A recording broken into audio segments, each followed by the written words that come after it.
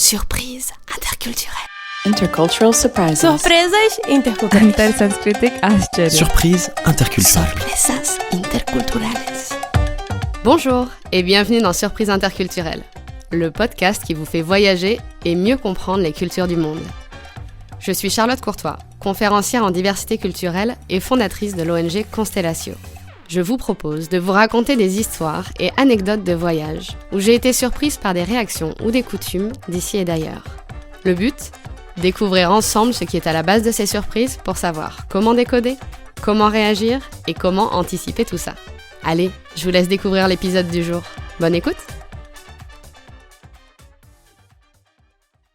L'anecdote que je vais vous raconter aujourd'hui se passe en Australie, où une publicité m'a fait découvrir une coutume plutôt surprenante.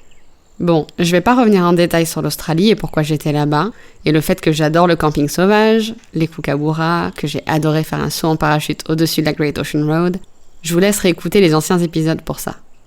Je suis allée en Australie 3 fois, sur des séjours plus ou moins longs. L'anecdote de cet épisode se passe la première fois quand j'habitais à Sydney. J'avais donc entre 13 et 15 ans.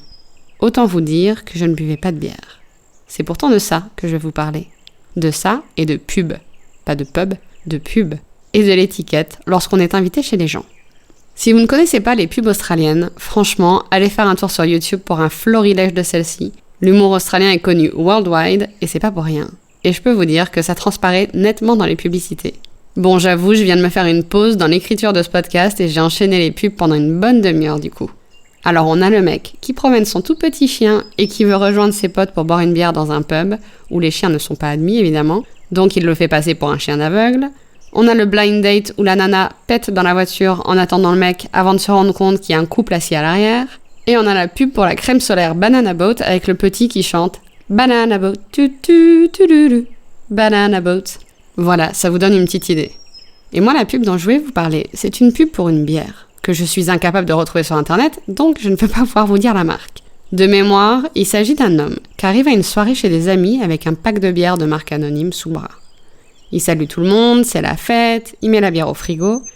Et là, on le voit qui regarde le pack de bière qui est juste à côté de celui qu'il vient de mettre au frais. Ce sont les bières, évidemment, de la marque qui fait la pub en question. Et là, il fait un truc que sur le coup, j'ai pas bien compris. Il regarde autour de lui, discrètement, il vérifie que personne ne le voit faire, et il prend une bouteille de cette bière-là, l'air ultra sneaky. Il m'a fallu un moment pour comprendre cette pub.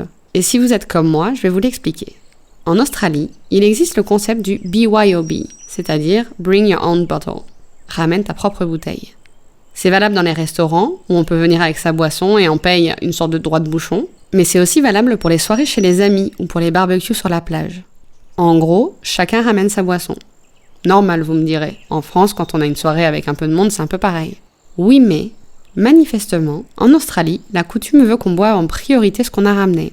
Si on veut boire autre chose, il est plutôt bien vu de demander avant ou de proposer un échange éventuellement. Ce charmant monsieur de la pub savait donc pertinemment que ça allait être mal vu s'il se faisait remarquer.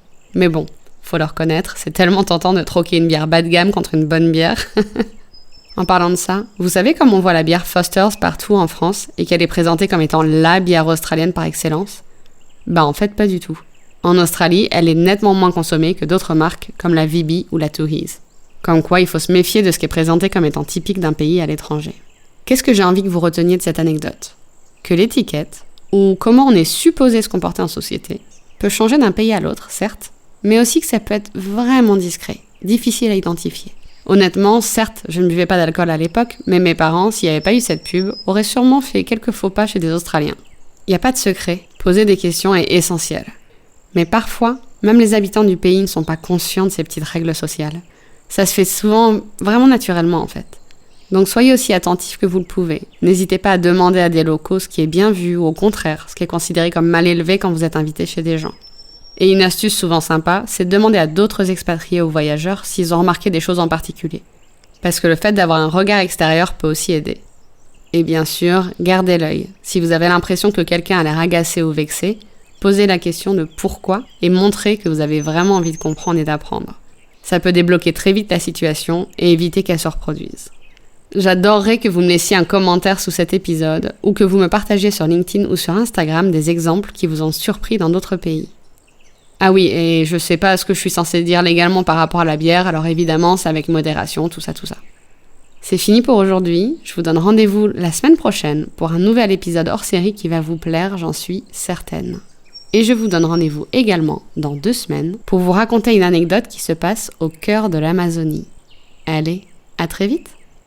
Oh, vous avez vu comment j'ai refusé la 5e bière, Antoine? Hein? Ferme. Aimable, hein, mais ferme. Vous avez eu tort, c'est du micro-bière. Merci d'avoir écouté cet épisode. Si vous ne voulez pas rater les prochains, pensez à vous abonner. Et si vous voulez me soutenir, laissez-moi 5 étoiles et un commentaire sur Apple Podcast ou sur Spotify. Et bien sûr, partagez le podcast avec les voyageurs, les expats ou les curieux autour de vous. À dans 2 semaines pour un nouvel épisode de Surprise interculturelle.